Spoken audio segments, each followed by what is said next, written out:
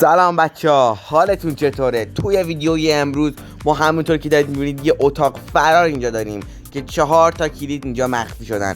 باید این 4 تا کلید رو پیدا کنیم و ببریم. همونطور که میدونید این 4 تا رنگ رو پیدا کنیم و بذاریم سر جاهاشون. ببینیم پشت اون دره چیزی فکر نکنم از اینجا معلوم باشه. بعد این 4 تا کلید رو اول پیدا کنیم. خیلی خب، به نظرم در چیزی که اینجا یکم مشکوک میزنه اینا هن. به نظرم اینو باید اینطوری باز کنیم. این چیه؟ این هم اینطوری باز کنیم. اوکی، یه پایین دره ولی فکر نکنم بتونیم بریم تو، به خاطر اینکه نه کلید داریم نه اینکه بریم پایین. چجوری بیایم بالا؟ بذار بریم کلید اینجا پیدا میکنیم. من یعنی بعد الان 5 تا کلید پیدا کنیم فکر کنم. اوکی، بذار ببینیم کلید اینجا پیدا نه. این صندوق چیه این دو؟ یه دونه بلاک. یس، همونطور که گفتم بلاک نیاز داریم که پامون بذاریم و بیایم بالا. اوکی، بذار ببینیم یه کلید اینجاست. یه کلید میز ناهارخوریه. اوکی، فکر کنم اونجا بخوره. بذار بریم اول ببینیم تو این بررا و چیزا فرنستون چیزی نباشه. بذار اول آخر وسطاشو بذار بگردیم. نه، فکر نکنم چیزی اینجا باشن، چون که معمولا نمیان چیزی تو دم دست بذارن. نه، چیزی اینجاها نیست. بذار همونجا بریم اونجا. اوکی، اینجا رو بریم بخور. یس، خورد.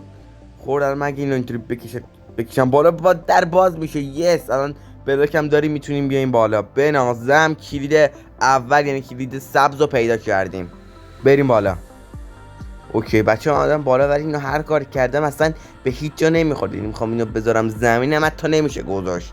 معلوم نیستیم به چه کاری میاد، شاید تو آینده به کارمون اومد.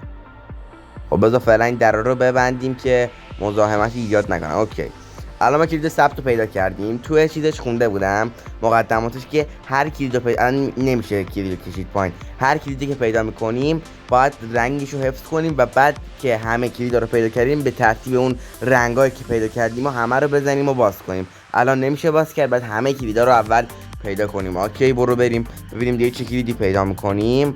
خب دیگه تو چست که مشخصا چیزی نیستیه که رفتیم تیبل هم نمیتونه باشه. برلا هم گشتیم، میز ناهارخوری هم که گشتیم، مونده گلخونه. بذاریم گلخونه ببینیم پشتش که چیزی فکر نکنم باشه. نه، خب بریم بالا ببینیم چی هست. آها، این لوستر است میکنم. این لوستر فکر کنم یه چیزی توش داره. ای بابا، حالا اگه گذاشت ببینیم که این لوستر چی هست. ای بابا، حاجی اونجا رو یه برل اونجاست. پشمام. وایسید بذار من بهتون ثابت کنم. نگاه، اینا همه بلاک چوبن درسته، ولی اینجا یک چیزه، یه برله. وایس ببینم میتونم بازش کنم. ای بابا، این دفعه دیگه میتونم. یس، کلید آبی رو پیدا کردیم. بنازم. اوکی، اینم کلید آبی رو نمیشه برداشت، اشکال نداره. الان من اینو بذارم اوکیه، ولی نمیتونم کلید کنم. اون سبزم فعلا نمیتونم، باید همه کلیدا رو پیدا کنم تا بتونم. اوکی، ببینیم اینجا که فکر نکنم. خب الان مونده بچه میز ناهارخوری. بذار من قشنگ میز ناهارخوری 100% زیرش یه چیزی هست. وایسید دیگه مطمئنم سمت این تابلوها یه چیزی هست که باید بریم همینطوری توش. وایسید. ای بابا، نمیشه بازم رفت. حس میکنم باید ترتیب این تابلوها رو یادم بمونه.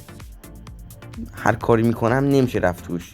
حالا مثلا این گلو، مثلا کلدون اون ویدره نکنه که آجی دوباره باید بریم اینجا. نکنه یه کار دیگه هست. نه دیگه، این کلیدش رو گرفتیم. فکر نکنم چیزی دیگه اینجا باشه. گلخونم که دیگه جایی نداشت. اینجا که هیچی. اینجا هم هیچی. چه دقیقه وایسید، یه نه فرنس اینجا، یه نه چست. اخوی فرنسه. وایسید. ای بابا، چرا باز نمیشه؟ چون نشسته بودم بازم باز نمیشه. اصلا ببینم فرنس نیست که این فرق میکنه. خب اوکی، این چست رو باز کنیم. بذار ببینم.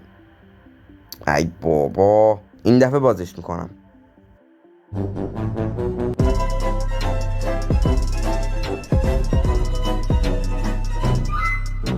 وایسید. ای بخورد. آها، یس، کلید زرد رو پیدا کردیم.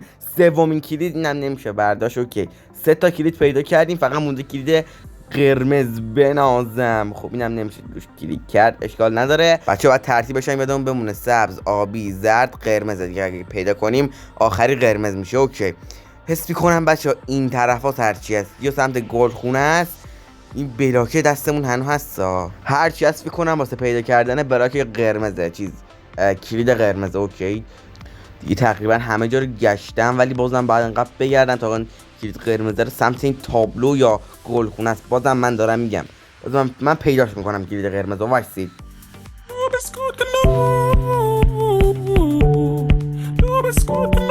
آجی من دوباره حس میکنم این فینیسا رو الکی نذاشتن اینجا، حس میکنم یه چیزی توش هست، یا تو این برلا ممکنه یه چیزی باشه. بذار قشنگ من بگردم. کلید اینجاه، کلید قرمز فکر کنم. یس پیدا کردم کلید قرمزو. بنازم. چرا نمیشه گذاشت؟ کلید قرمز نیست پس این. ای بابا من چیکار کنم؟ یه دونه کلید پیدا کردم. بابا این چیه؟ خب بذار تو برلو هم بگردم، اسم میکنم تو برلو شاید یه چیزی باشه. این دیگه چیه؟ پشما. بذار اینا رو بردارم. نمیشه برداشت. چرا نمیشه برداشت آقا؟ من پیدا کردم. ای بابا اینا رو که نمیشه برداشت. هر کاری هم میکنم نمیاد تو اینونتوریم. ای بابا زیرش که چیزی نیست. نه بالاش چطور؟ بالاش هم که هیچ نیست. A few moments later. حاجی واکسا نگاه کن، اینا همشون تابلو هن. اون ورم این تابلو هست، یعنی دوتاش قرمز، یعنی دوتاش تابلو نیست.